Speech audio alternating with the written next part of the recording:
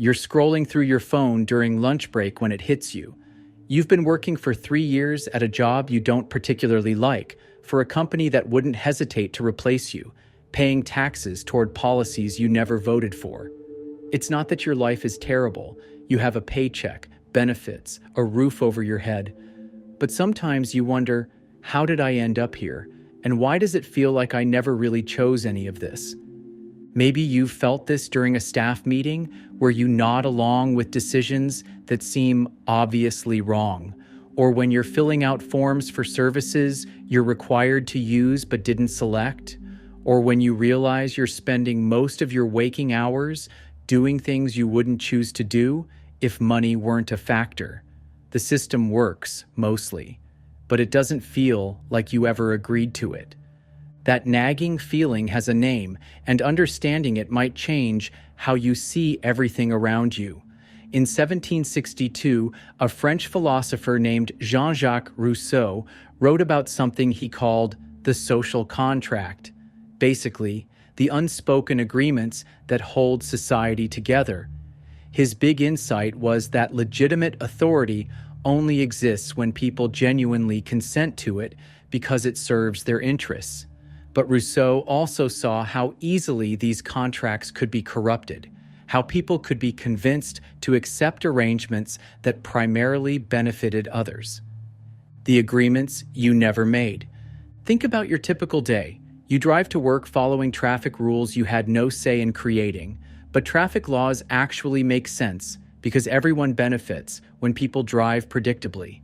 That's a legitimate social contract. You both give up some freedom, the right to drive however you want, and get something valuable in return, safer roads for everyone. But then consider your workplace. Most employment contracts heavily favor the employer. They can usually fire you with little notice, but expect weeks of notice from you.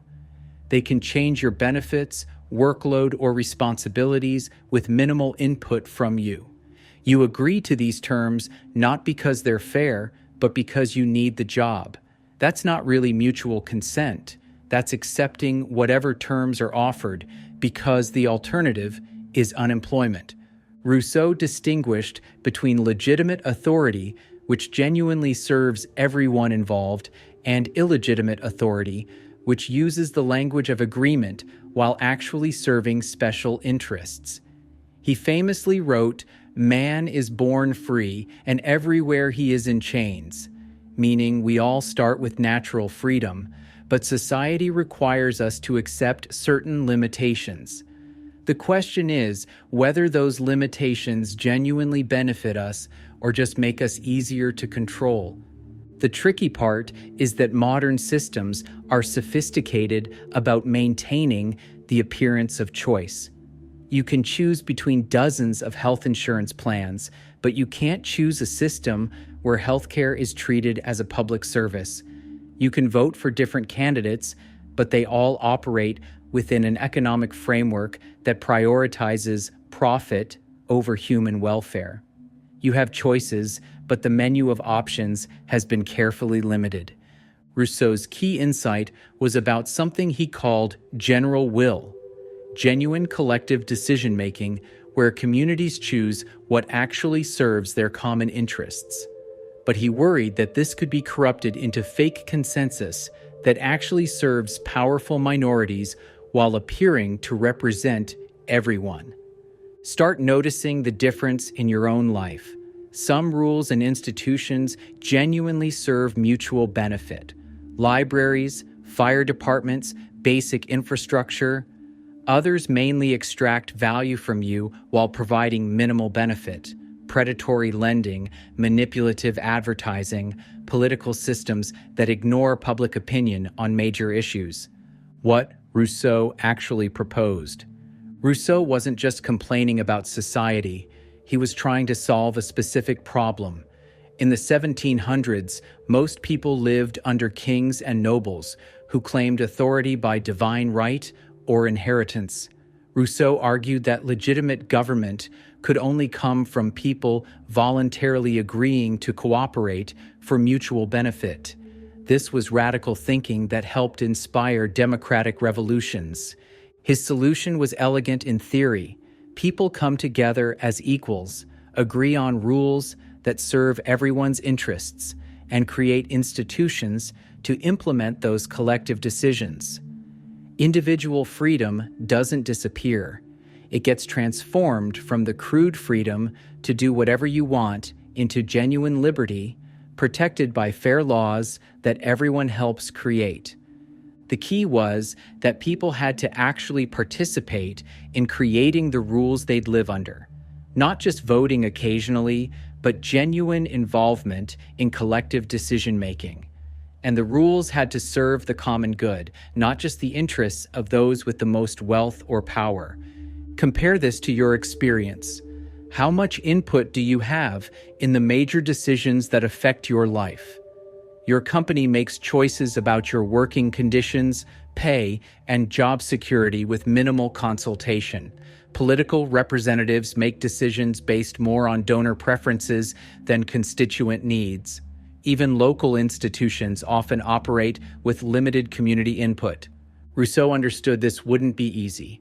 He knew that as societies got larger and more complex, it became harder to maintain genuine democratic participation.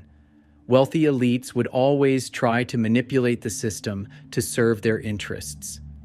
People would be tempted to let others make decisions for them rather than doing the hard work of self-governance.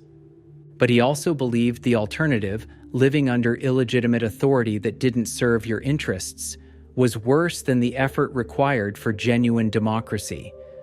Why we accept what doesn't serve us. If you've ever wondered why you stay in situations that don't make you happy, you're not alone. Rousseau noticed that people often accept arrangements that clearly don't benefit them. Modern psychology helps explain why. First, we're conditioned to see current arrangements as natural and inevitable rather than as choices that could be different. You might assume that working 40+ hours a week for someone else's profit is just how the world works, rather than recognizing it as one possible arrangement among many. Second, the system creates dependencies that make alternatives seem impossible. Your health insurance comes through your employer, making it risky to leave even bad jobs. Your credit score affects your access to housing and transportation, pressuring you to maintain steady employment regardless of job satisfaction. Third, individual resistance feels futile because the problems are systemic. You can't single-handedly change healthcare policy or corporate culture, so you adapt to existing conditions instead of working toward better ones. But perhaps most importantly, we're not offered genuine alternatives. You can choose between different employers, but they all operate under similar principles. You can vote for different politicians, but they all work within the same economic framework. The illusion of choice masks the reality of limited options. Rousseau called this corruption of the social contract. Instead of genuine agreement for mutual benefit, you get manufactured consent, systems designed to make you feel like you've chosen arrangements that actually serve other people's interests. The first step toward change involves recognizing that current arrangements aren't inevitable. The way we organize work, healthcare, housing, and politics represents choices that could be made differently. Reclaiming real choice. Understanding Rousseau's ideas doesn't mean becoming a revolutionary or dropping out of society. It means becoming more conscious about which arrangements genuinely serve your interests and which ones exploit your cooperation. Start small and practical. In your daily life, you probably encounter both legitimate and illegitimate authority. Your local library operates on genuine social contract principles. Everyone contributes through taxes, and everyone benefits from shared access to books and resources. But your credit card company operates on exploitation. They profit from your financial stress while providing minimal value. Pay attention to institutions that actually serve your community versus those that extract value from it. Support businesses and organizations that give you genuine voice in decisions that affect you. This might mean choosing credit unions over big banks, participating in local government, or supporting worker-owned cooperatives when possible.